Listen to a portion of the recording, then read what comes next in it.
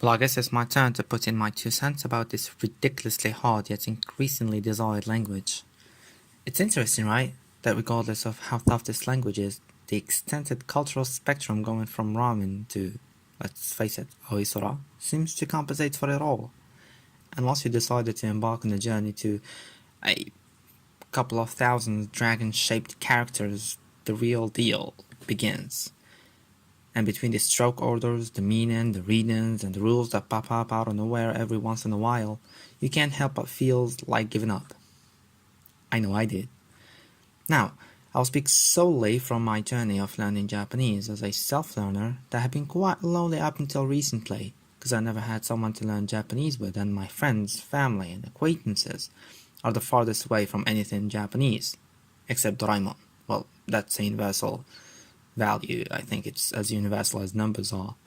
So if you stare at the ceiling in the dark and seem to think that you were born on the wrong side of the planet, or that you might have a great ancestor who was a samurai and you are trying to find why on earth is Japanese so attractive to you, know that I appreciate your existence, because I guess I was not that alone after all. And guess what? You're no more. For I am dedicating this channel to my learning in general, but also learning Japanese in particular. Learning 2000 kanjis is not the kindest task of all, and God's honest truth, there will be time you will think that you are not moving forward, and especially if you're not in Japan, where one can be immersed in those characters and have the joy of trying to decipher a kanji whenever you get the chance, and therefore we have to make that conscious, deliberate effort to see kanji and practice on a daily basis.